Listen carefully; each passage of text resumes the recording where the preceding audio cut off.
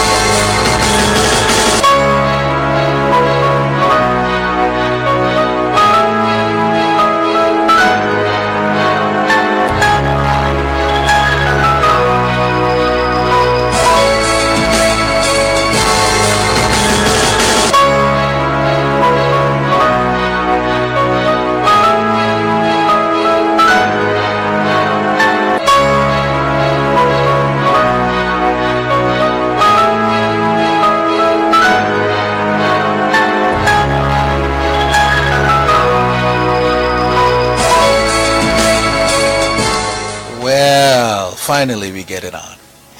How are you doing, sir? I'm doing well. Doing well. Yourself? I am doing okay. A busy schedule? No. In light of some things that had happened over the last couple of days, from Sunday to now, you may have heard about the shooting that took place in Scarborough this weekend. That was, yes. Yeah, on Sunday. I don't know the details exactly, but I heard about it. Right, and it so happens that that young man happens to be related to me. Oh, I'm so sorry about that. Well, not directly to me, but he's related to, he's the cousin of my children, my three older ones, my ex-wife's nephew. And the thing is that I've just spoken to him when that would be July, and was saying to him, I hope everything is well with you. You're doing great. He says, yes, I'm doing great, uncle. Don't worry about it. I'm good. He says, hope to hear good things about you. And then to get the message on Sunday, it was like, are you kidding me? That was the mind-blowing part of everything. And, it's amazing because we were talking about youth last week. That's right. And to see this happening this week, it's like, wow. I tell my son, the rapper, because he's an aspiring rapper himself, the one that got killed. According to what the news said, he took 12 shots, right? And it was like a targeted scenario. So someone intentionally, yeah, did what they did to him. So it's a sad situation because he's only 21. He's a year older than my son. You look at my son, you look at him, they look like real brothers. I mean, that's the gene pool go that far, right? So it's a sad thing, just to see, because you're trying to grapple it in your mind, because all I keep thinking about, and I know it, my sister kind of noticed it yesterday when I was doing my program, in the morning program, and she texts me and she says, I don't know what's going on with you, bro, but chin up. You seem like you're having some challenges today. And I said, I'll call you when the show is done. Yeah. And I did, and I was explaining to her, we all know, because being from Guyana, we kind of knew each other, from growing up and so forth. And Andy's brother's son, and just to hear that, you put yourself in the space of a father. Of course.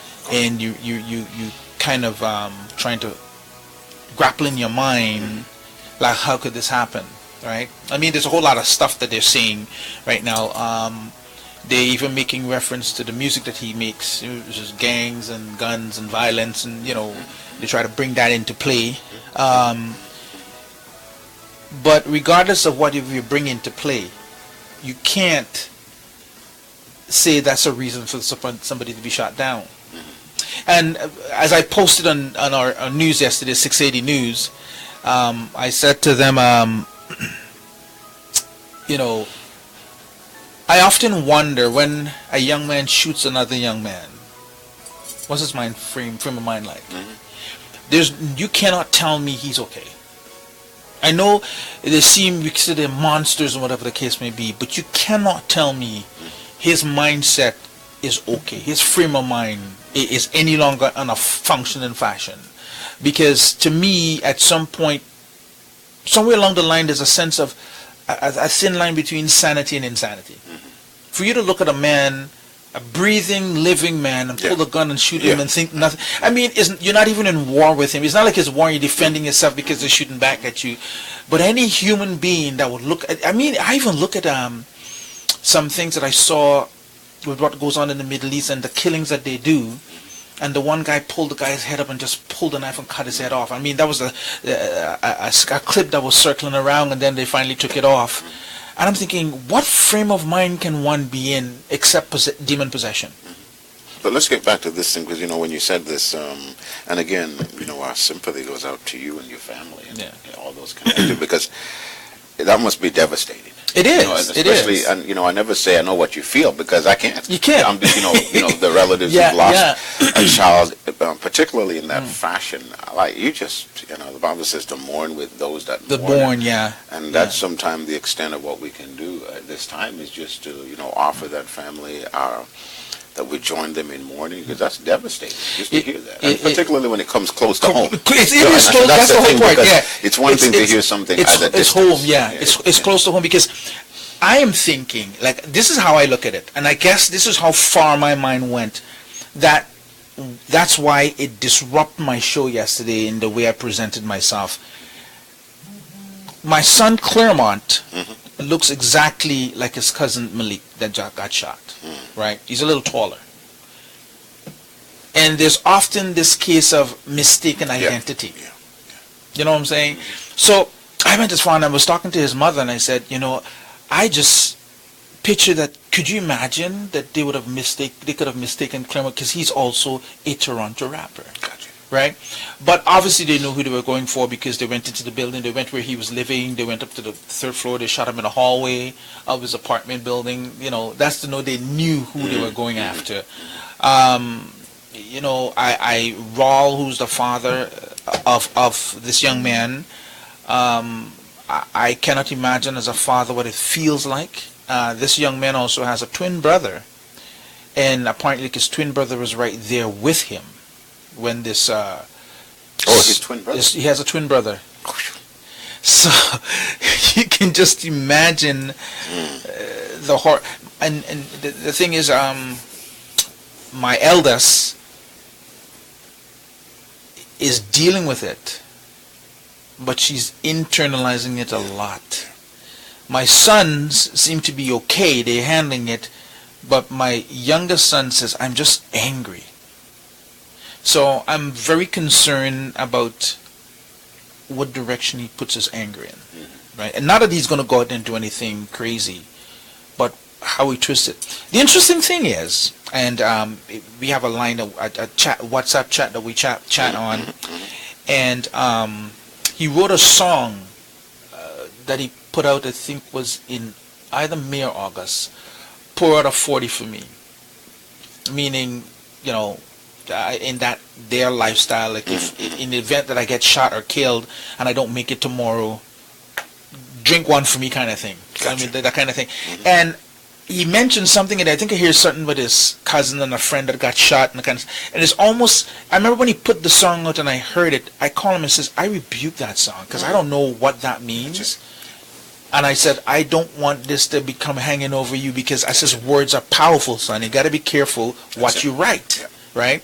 And to see this now is like, it's almost prophetic. Like something was coming down the pike, and he wrote the song out of his gut because of two of his friends that just got killed. One was, or somebody he knew that got killed on the Western Road area, when the guy just walked into the, I think it was the pizza place, and just blew it right. Is a friend of his that got blown. He was only a teenager. Yeah, he was like, what, 17 or something like that? Right. So that's the kind of stuff that my son... Yeah, go ahead. That's the kind of thing that he wrote the song from. He writes about things that affect him. He wrote a song pertaining to the fact of even when he had his accident in 2010 and broke his leg, and talked about my pastor came in and says there's a reason why he's alive, so he has to live his purpose and dreams. So I said to him, your writing is very prophetic, because when you write, it's either things that are coming or things that are past, that mirrors or something that is coming. So be careful what words you use, because they're very powerful. So they're dealing with that right now. I know, as again, it's not necessarily me, but it affects me because it's still in my circles. I got you. Yeah, I got you. Still in my circles. So let's do this. I was going to go a different route. But I have to, before you say that, too, which is interesting. I got a text. I got up this morning. I said, okay, I'm over that. This morning, getting ready for my show, and I got this text, my Facebook text, and many of those Facebook texts I don't like opening because it's always one of these posters that I just can't stand. Like Jesus says it's going to be this, or have a brighten one. But I just these things are just annoying to me. But I opened this one this morning. And this morning when I opened that one, it says, "Hi, how you doing today?" It says, and I just want to inform you that Derek Williams, which is somebody that I know, he passed away last week. I'm thinking, what anymore? Somebody that I know, and we just kind of exchanged some things on LinkedIn just the other day, and I called to find out what happened. They don't know yet. He just came home feeling sick, and he was gone after them. I'm thinking, wow, it pays to live right. And as I said this morning on my show, the Bible talks about, be still and know that I'm God. Wait on the Lord, I say. Wait, you mount you up on wings of eagles and the whole stuff. And then it goes on to talk about, I think yesterday was Romans 12:2. No, it just slipped me completely. But anyways, the fact of the matter I was saying is that getting ready. You don't know your checkout time. Here's a 21-year-old, and here's somebody in their 50s. Check out like 1 week before, 1 week after. We never know the time. And you constantly have to be in that ready mode for whenever the Father says, okay, that's it, you're home. And that was my wake-up call to them. Wow. You never know when your time is on call. And we live as though I have the rest of my life. I'm good. I'm safe. But it just tells me you do not know your time that you are going to check out. So therefore, be ready. Now be ready. Now, of course, God's not the one taking people out. When I say taking out, I know the time when you're going to go. I understand that. Yeah. I just, in light of Scripture, I can't let that light go, let that one slide. Just because oftentimes people are thinking, because of their understanding, that God's the one behind, let's say, a little baby dying, a young teenager, 21-year-old dying. God doesn't need a little angel, so he kills a little baby. Right. You follow what I'm saying? He's not behind that. We live in a very dangerous world. There is a devil in the world who is seeking to, Jesus said, the thief comes to do what? Kill, steal, kill, and destroy. He blinds men's eyes. Why? Because he wants to blind them from the truth so that he can steal, kill, and destroy them. So in many cases, there is that area why we have to preach the gospel, because we realize what the here and now, what you're alluding to, is not everything. Yes. So when you said that's that strong impression you're giving, you're expressing that we've got to be ready at all times, because beyond this life there is eternity. And we've got to be ready to meet God, right? And so it's appointed unto man. The Scripture says once to die, and after that the judgment. So we need to be ready, and that's why we preach the gospel. Exactly. That's why Jesus came preaching good news. But let's say this.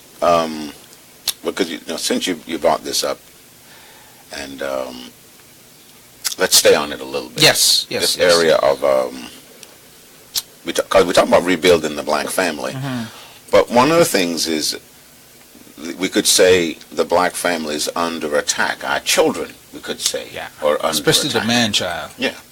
And so the thing is this: you mentioned something, and another one of those things we can't let go is many in the culture.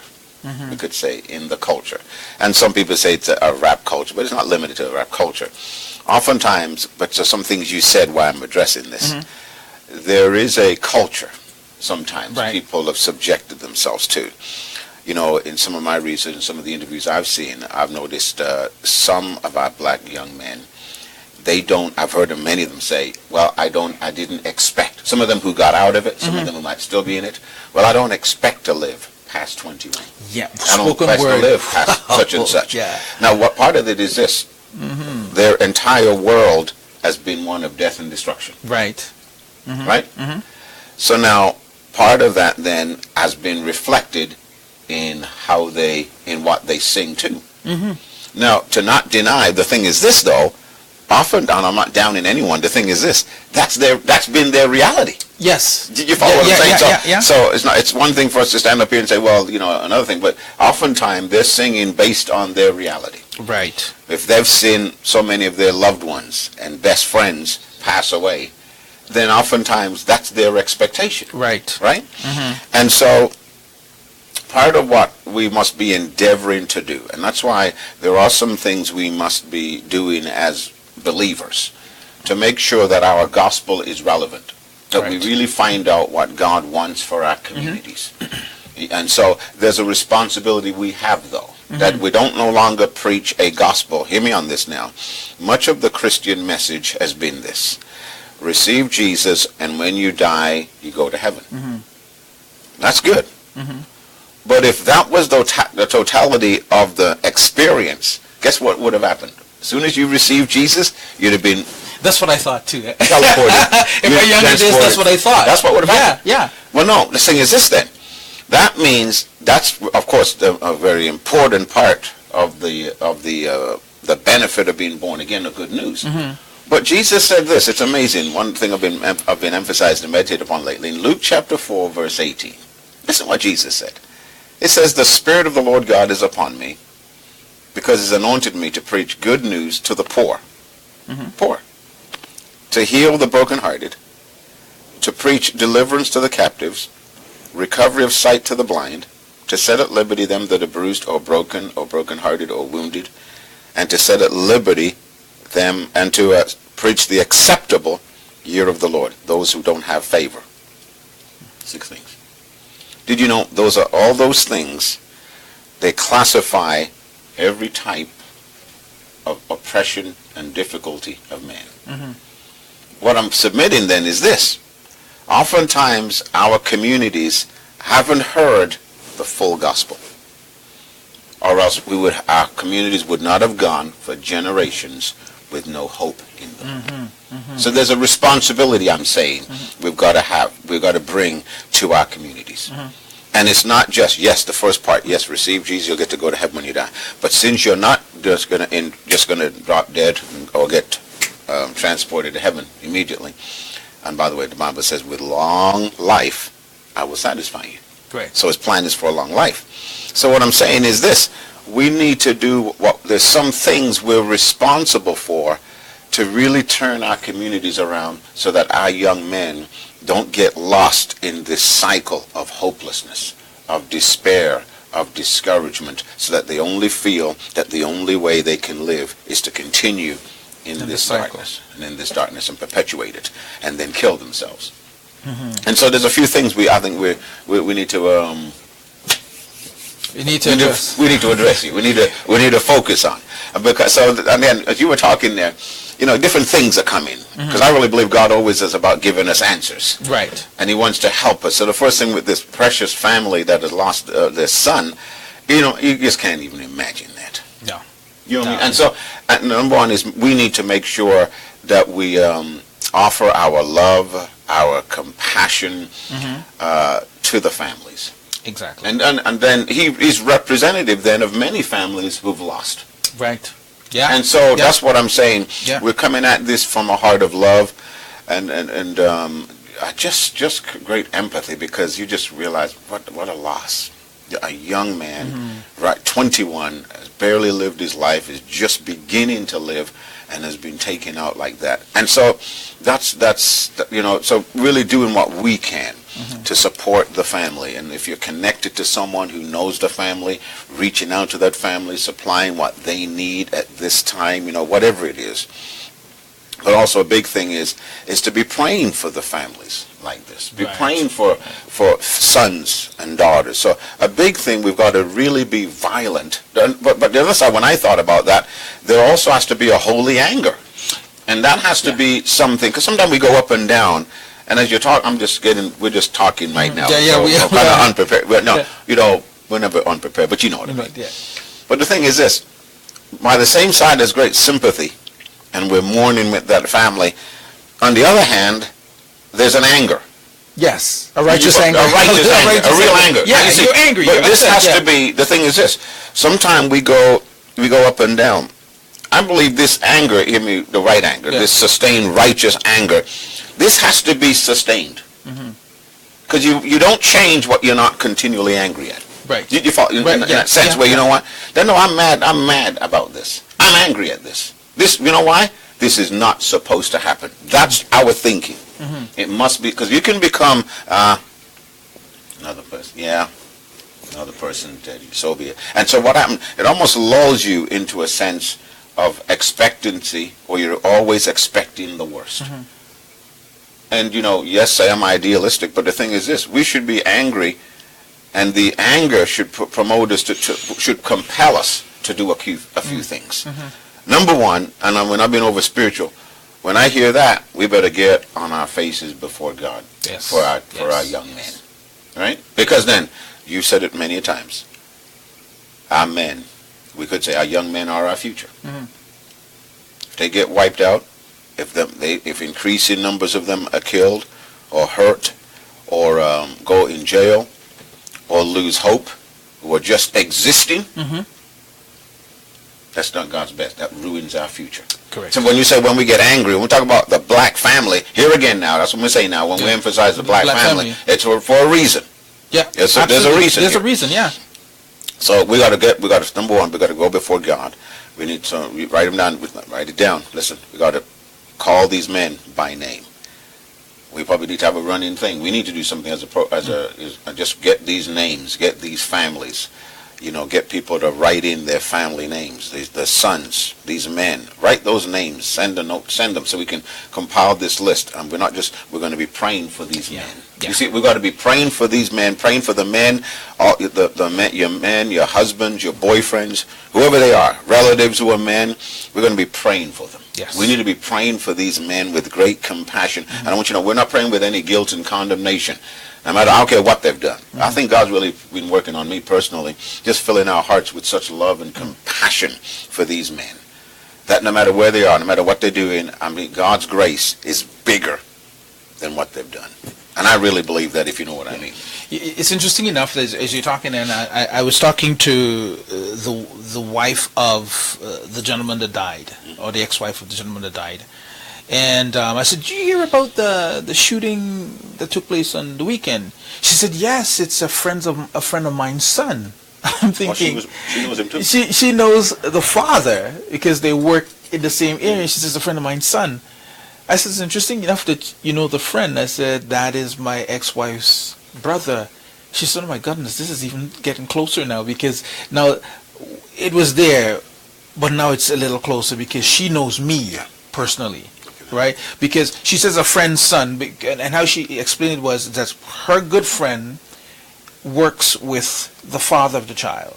So they kind of interacted a couple of times. Now she knows me very well. Gotcha. Right? So it's even got closer. So when you think you're far removed from it, you're even closer than you think. Because here it is, I would have heard it, not thought who's the young man that got shot until I spoke to him. Because I heard the news, but not paying attention to who, like, somebody got, man, again, somebody got shot and killed, not recognizing. But I heard actually it was 3 different shootings they had, because I think a 19-year-old trying to break up a fight, he got himself killed. In that aspect.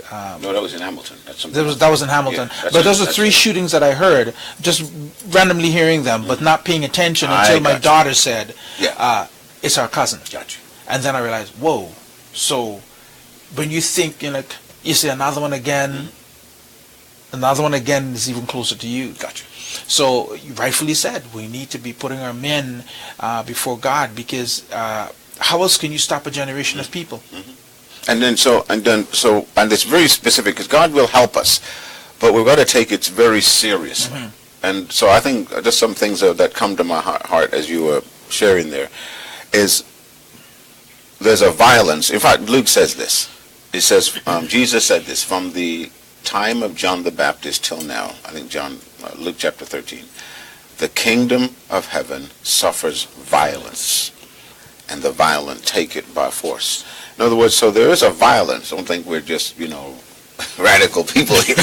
But what I'm trying to say, there's a radicalness of spirit. You understand what I'm saying? I'm not naturally a violent person, but there's a violence of spirit which we must have. It's almost like it's akin to a mother protecting her babies. Right.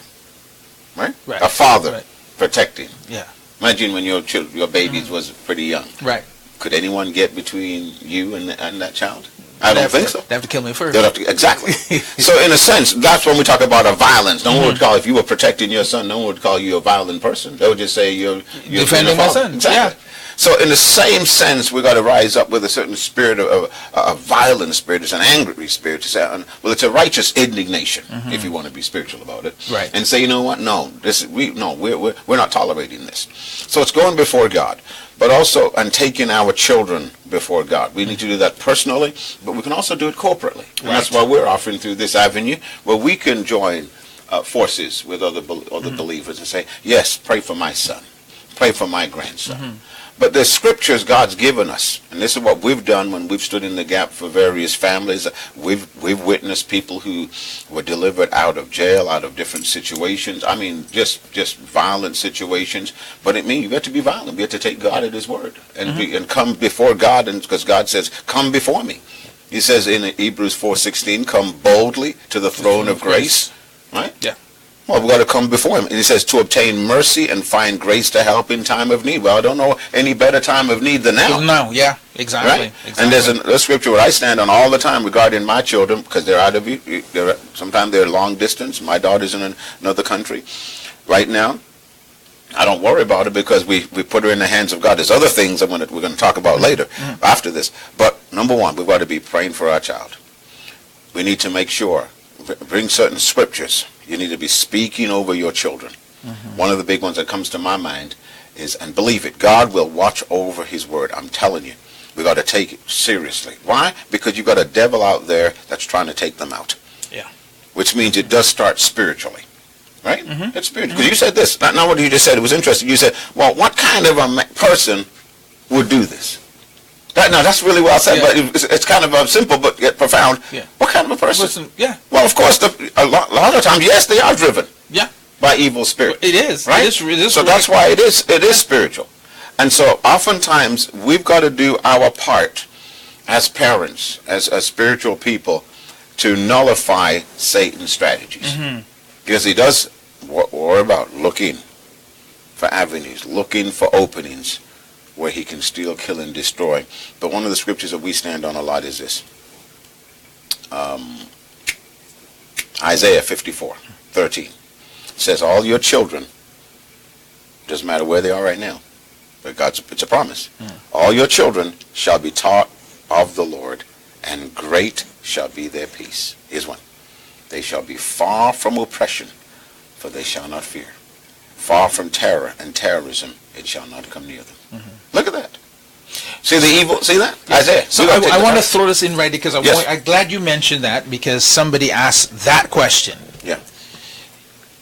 Both parents of this boy are believers. these children grew up in okay, church. We're going to get there. Since you're asking me. they grew up in church, right?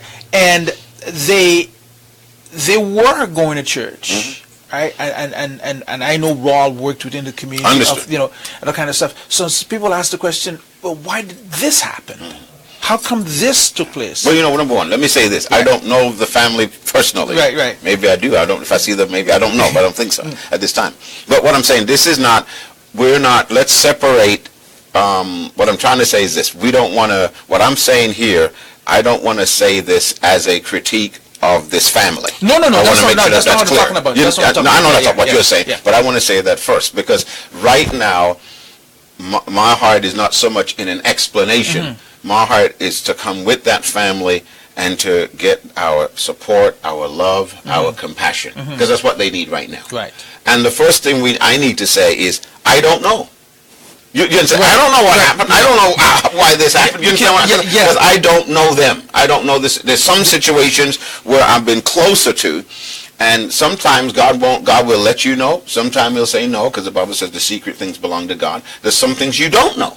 Correct. And some things you got to leave alone. Mm-hmm. But I'm just saying, I'm not trying to get away from your question, by the way. But I'm getting to a point here. I'm trying to say that, but at the same time, we're addressing some things we're responsible for. Correct. And if we don't, so in a sense, I am answering your question. Mm-hmm. If we don't do certain things, it does, we could say, open the door, if you will. Right. Because one of the things we hear, and I hear it all the time, that, okay, a lot of our black families, we go to church.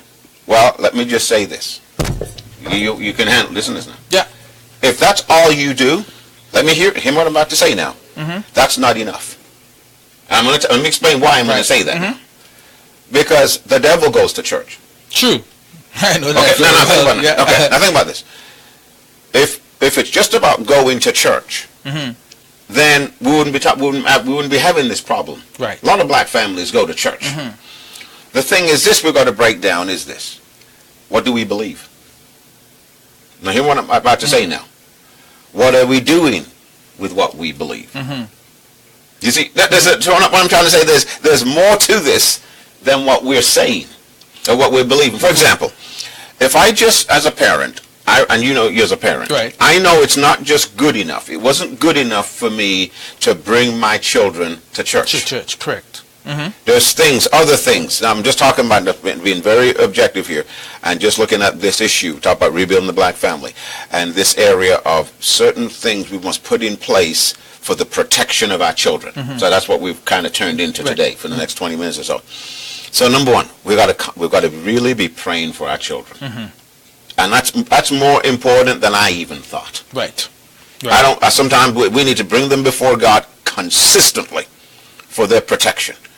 We need to be constant. We need to be standing in the gap for them. Why Satan is looking, trying to bring thoughts to their minds. Mm-hmm. See that? Bringing them into wrong associations, wrong people. So now we could say all these Christians, black families, go to church. Yeah, I could say so what? And I hate to be sound mean about it. I could say so what because of some of the results we're seeing. Right. It doesn't add up. Mm-hmm. Number one, what are you hearing? Many people, we go to church, going to church is part of our culture. It's a good part of it. But oftentimes it's negative in that what is it producing in our everyday life? You could be just going for a song and a dance. And I hate to say it this way. Mm-hmm. You got me kind of stirred up here now. No, that's all right. What I'm saying is this. A lot of what we go to church for is nothing more than a song and a dance. Nothing more than a good feeling on the weekend so I can go through my miserable life Monday to Friday. Right. You understand what I mean? It's just like, in other words, we replace going to the parties to going to church. Yeah, going to church. Now, you understand this. The Bible says, my people, here now, Hosea says this, 6:4, my people are destroyed for a lack of knowledge. Right. Isn't that interesting? Mm-hmm. So part of what's been heard in the black family is a lack of knowledge. Yeah, we're good when it comes to entertainment. We're good when it comes to emotionalism, but oftentimes we've been very weak when it comes to information. Mm-hmm. So part of so when I say go to church, well, where are you going? What is that pastor teaching you? If what he's teaching you doesn't help you and your family over the years, why are you there? That means it's not producing anything good. Oftentimes nothing naturally good or eternally good. Good, right. Now, listen.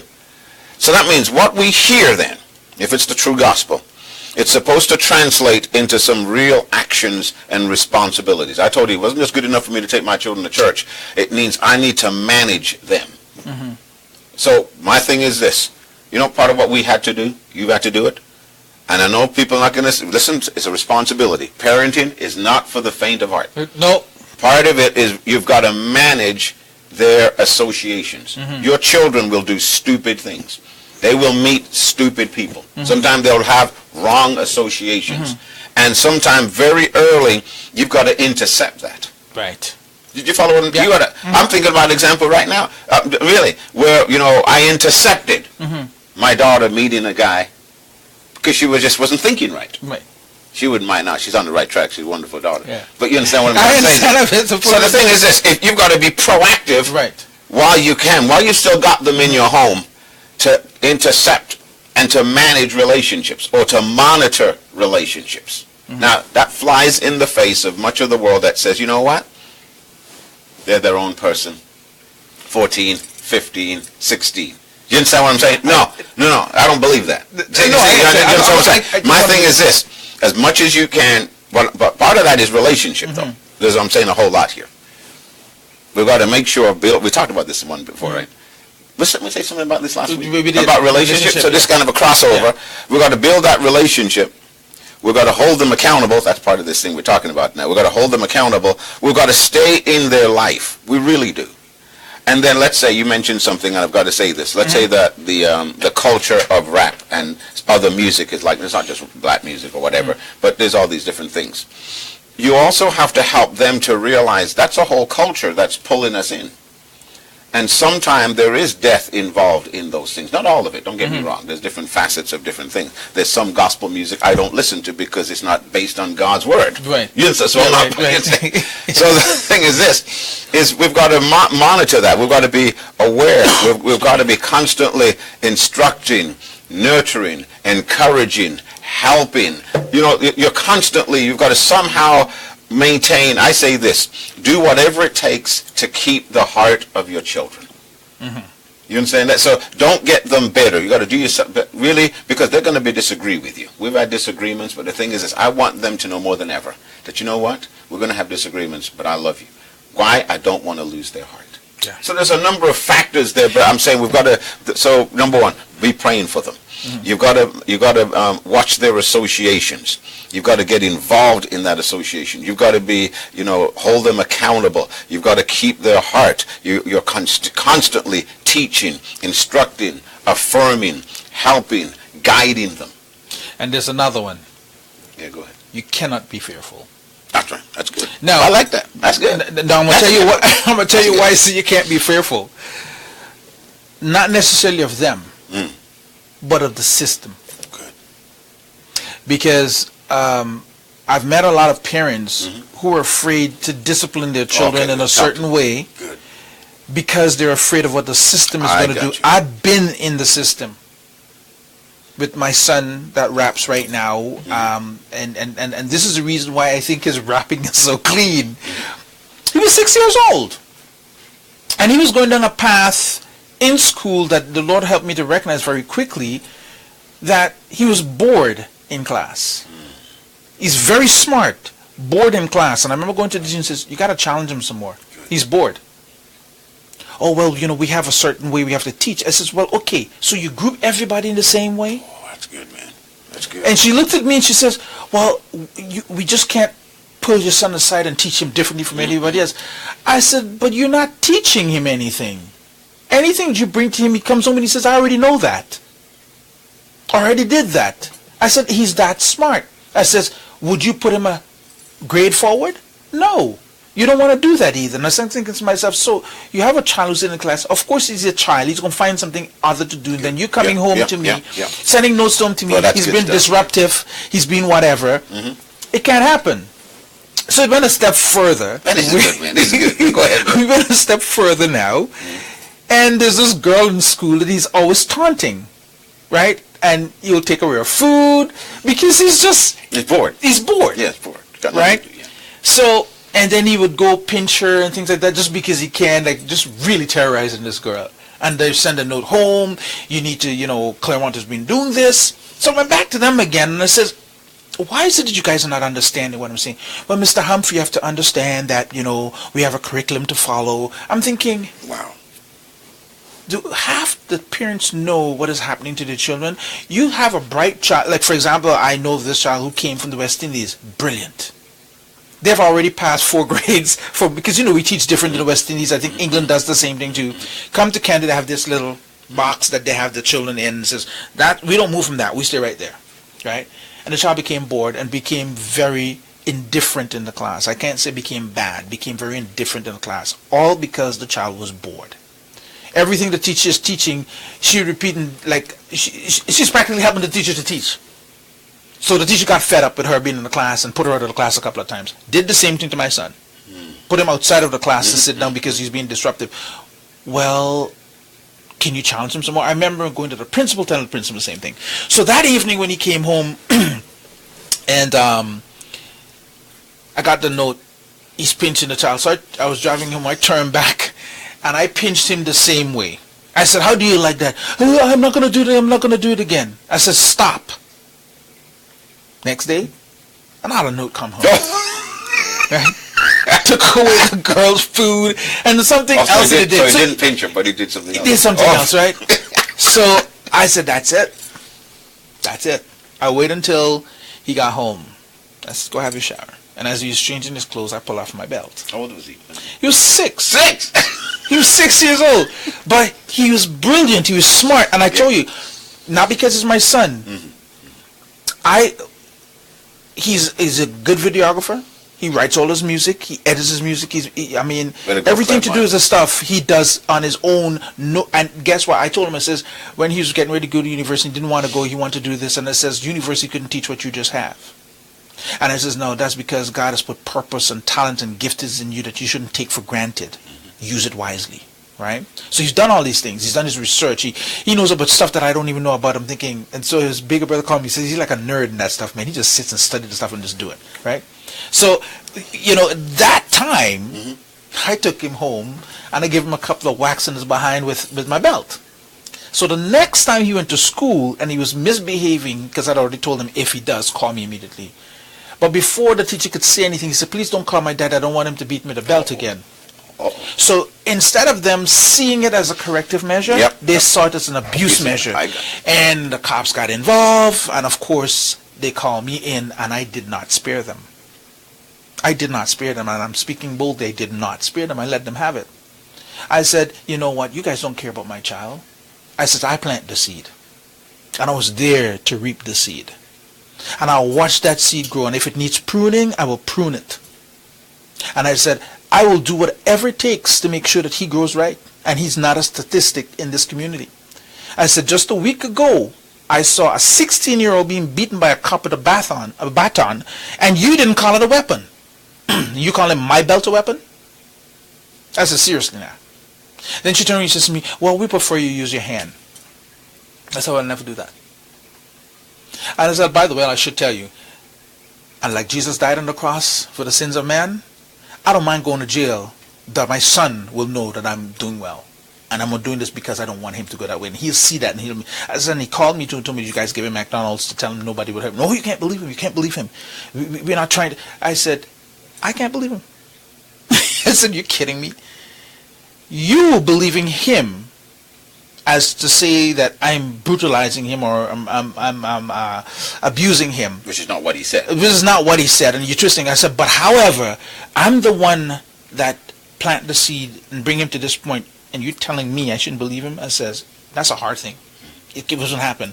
So I said to them, Claremont is an extremely smart young man. And I said, he'll play you and he'll play me. But I got his number. So I know exactly how to make sure that he don't play me. But he could play you.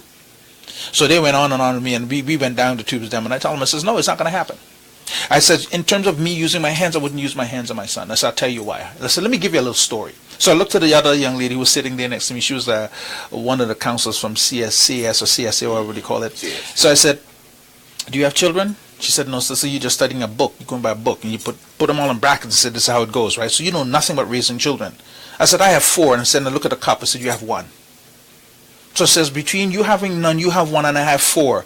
Who has the greater advantage? And they're looking at me thinking, who is this dude?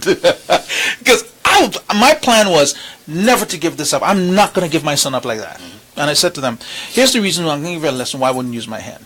I said, when my eldest was younger, I remember one day just slapping her behind and says, don't do that, because I've been talking to her for a long while. Just give her a little slap in the behind. And she jumped when I stopped, and she looked around at me, says, don't. Right? And I says, not too long after that, I went to pick her up.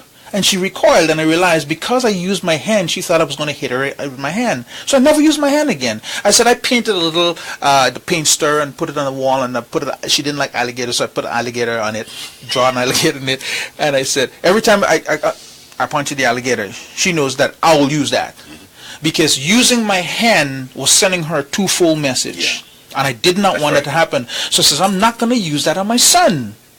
So I will use a belt.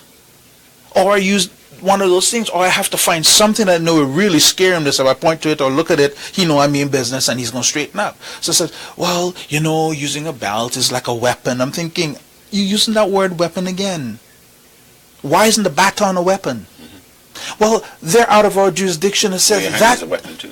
Your hand then fight that same rationale. So I said to her, I says, so because they're out of your jurisdiction, you don't need to take care of them now before they get there. I says, this is just a job for you, isn't it?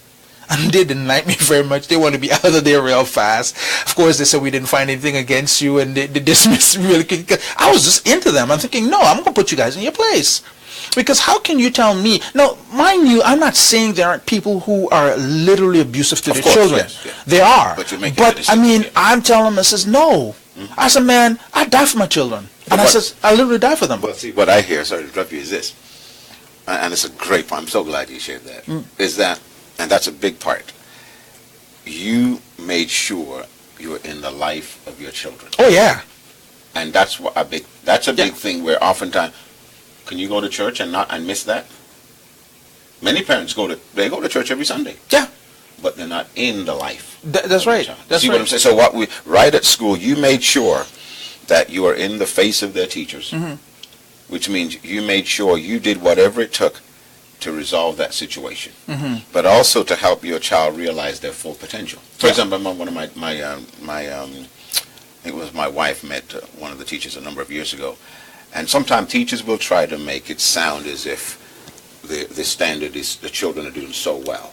So she said, no, in our world, my wife said, 80 is not an A. It's more like a B. In other words, your children, sometimes they have low standard for people of color. Right. Absolutely true, yeah. So they want you to feel a false sense of security. Right. The child is doing okay. You understand what I'm saying? Because of your color. They made the standard according to your color. They get you to feel comfortable. So no, when they realize, no, this is what you were doing, this child as a father. Yeah. This child, that means you're holding the teacher and the school accountable by your presence. I'm saying oftentimes you've got Christians, go to church on Sunday, but they're not there when their child really needs them. You see that? So in a case of conflict, in a case of underachievement, in a case of failing, I remember in some programs I've been involved in socially, I remember a parent didn't realize till the end of the year, and I know this firsthand, through this person who I know who wouldn't lie, a parent didn't know to the end of the year that her child had failed a certain course and had got 38%. Wow. So basically was barely in the class. Now see, these are these little, I don't want to say little things, they seem little. But a child can be becoming delinquent over time and it's left unchecked. Why? Because the parent, that's why I loved your example, you were that's a great example of a parent, a father particularly, being there. I was always there. I was for every one of them. I remember one, and there was an incident too. And sometimes you find, depending on what type of woman, a teacher can try to either overtalk a female, a mother, or something like that. I've seen that happen before when they were trying to overtalk the mother of my first, the same Claremont, and trying to get her to sign this thing to put him in a special class. Oh, there it is. Right? And then she told me, oh, they already sent me the information and they want us to come in to have a meeting. I says, let me tell you something. Do not have the meeting without me. I says, I'm going to be there. Even if I'm late, tell them don't start, because if I come in there, I'm going to raise the cane. They're not going to like my behavior. So I got there in time anyways. We had to be having a meeting, and she said to me, if this is going to help. I said, it's not going to help. I said, they had the principal there, the teacher there, there's another counselor there, and somebody else was there. I said, they have a job to do. They make money off of this. Putting my son in Ritalin or whatever else would be, he'd be a mess. Yep. I said, listen to me, man. And I talking to them. So I don't care what you guys do this, because remember, the time of me going to the cops and that kind of stuff was already passed, right? And this was like about 2-3 years later. He's still having these issues. And I looked at the teachers and everything else, and I looked at them and I said, I don't care what you guys think. He's going to spend 2 weeks with me. I guarantee you he's going to smart them. And I looked at them and said, raise your head, son. I said, raise your head. Don't you ever put your head down when you're talking to me. Raise your head. And I said, let me tell you something. He's looking at me like this. I said, raise your head. And I lifted his head up and I said, stand up. Because I was standing. I wasn't sitting. The meeting was done for me as far as I was standing. I said, let me tell you something. You got 1 week to smarten up. 1 week. After then, if you don't smarten, because he used to go between myself and his mom, you're going to be living with me full time, and you're not going to like the martial law you're going to have. You got 1 week. I said, I don't care what they think or what they believe, but you're not going to be a statistic. I said, you hear me? Yes, Dad. I said, don't raise your head. I said, talk to me now. I said, and when I'm finished speaking, I said, this meeting is just ended. No, I said, this meeting is just adjourned. Goodbye. And I walked out of the room because I'm thinking, you're not going to put me to sign a special class? Yeah. So what they were doing, because I know that system, that means they put a label on him, right? That means they've said now, and then now there are expectations with that label. They expect you to be delinquent, right? They expect you to underperform, which means now you're a candidate potentially for the penal system. Exactly. Exactly. Now, suppose you weren't there. You know what I'm saying? Which is many parents. Yes. Now what I'm trying to say is this. That's where we talked about this is, again, we're not know-it-alls, but can you see many parents fail that? Yeah. There's another mother I'm sorry to cut you off, sir. There's another mother that I knew. Her son used to come over and spend some time with us. Just the same time age. He's just about a year or two older than Claremont. Probably 3 years older than Claremont. And he used to spend one night he came over and he didn't like going to bed too early because he did his own thing when he's by his mom. I said, you see all the rest of them? They're going to bed early. So you can go to bed at the same time as they do too. But I don't want to sleep now. I says, you better pray and ask God to bring sleep to your eyes. You're going to bed. Right? So I said, you're going to bed. Next minute I know, the bigger boy in the room with Shay, he came and says, I forget his name now, Denton or something like that. He's packing his bags because he wants to go home. Yeah. I said, okay, see you go back. Someone then says, so you're leaving? He said, yes. So I opened the door so you can go. Because he don't know where he's going. He said, Mississauga, so you can go. But I don't know where I'm going. I said, well, if you're man enough to pack your bags, you must know where you're going. You have to be of purpose, son. I said, you can't just pack your bags and just stand at the door and expect somebody to take you. You got to be of purpose. You open the door, know where you're going. It says, you can go. I'll call your mother and tell you you're on your way. But I can't go there. I says, why not? I said, no, you have a choice. You can unpack your bags and go to bed, or you can leave. So he unpacked his bags and went to bed. Right? We got up the next morning. Yeah. And we sitting at the table. He was the most respectable young man I've ever met. There you go. See that? Now, here's the interesting thing that really is heart-wrenching and heartbreaking. I said to his mother, keep sending him to me on the weekends. Let me have him on the weekends. We'll work this out. And then she, well, I don't want to burden you. She says, it's not a burden. We're going to work this out with this young man. He's going to get better. And then she stopped sending him. And then there's a part when she said things are getting worse. I said, whatever you do, do not sign that slip. Do not let them put him on Ritalin. The next minute I know, she signs the slip. He's in a halfway house. He's living with some adopted parents or some, not adopted parents, what do you call them? Foster parents. Yeah. And they put him on Ritalin. Now, I spoke to her just recently. I said, "How's he doing?" "Oh, he's crazy. He's sometimes he's in the asylum, this mental asylum." Just because, and I said to myself, "Man, if she had only listened." Yeah. You know what? When you said that, oftentimes we take the easy, the default. Yeah. See that? Instead of getting in there, see what you did. Mm-hmm. You're in there at school. Mm-hmm. You confronted the teachers, even principals, even so-called authorities. Well, yes. You got in his face. You made a demand. You made him know you're the parent. I'm the parent. Yeah, sometimes that's what I'm saying. You're the parent, right? Like act like it. Be the parent. Let them know you're the parent. The buck stops here. Yeah. You're the final authority in that house, not them. See, that's what. Now, see, hear now. That's why when people say, "Okay, well, you go to church, so what?" I'm saying, so what? If it's mean, too bad. Because if we don't do what you did. Yeah. It's true. You can go to church and then they become, listen, riddling. They become labeled. Think about this now. They're labeled. Now we don't expect much from them. Guess what? Now when they're in that class, guess what the teacher's thinking? They're there, but they're not there. Right, exactly. Then now, we expect you to be in trouble with the law. Exactly. But anyway, we gotta pick up the next week. I know we got about 2 minutes to go. Our time to run out today. No, but it was good, man. Good. We got Peggy. I want to say hi to you, Rob. I want to say hi to you. Thank you so much. But again, just quickly before we close, not all cases. Like myself, I could have had an unfortunate case where my son could have really rebelled and says you have the law against his hand, and some cases this is what happens. In a case like with this young man, I think it's because his dad was like a strong and we're not looking at that. Yeah. We're just talking in general situation of the parents. But we want to thank you so much for locking in today. And yes, it is heart-wrenching, Peggy, that how mothers are sometimes, and we can't blame mothers too, because you could blame a mother for so far. But you have to blame dad, especially when there's an absentee dad. You gotta blame him full-fledged. And there's no blame game here, but this area we're looking at responsibility. But anyway, we'll pick up on this next week. Thank you so much for tuning in to Rebuilding the Black Family. We love you, and God's richest and best be yours. Amen. See you. God bless. Thank you for joining us today on Rebuilding the Black Family with Pastor Carl Lewis and myself, Claremont Humphrey. We trust you found this program helpful. Please give us your feedback on our Facebook page, Foundation for Life Church.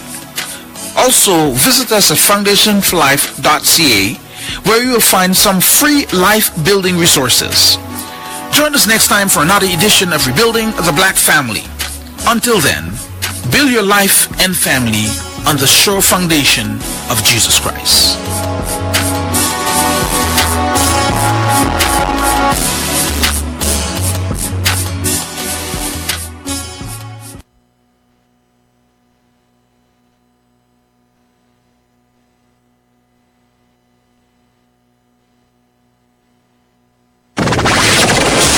Station with the best music. I love the music. Best music.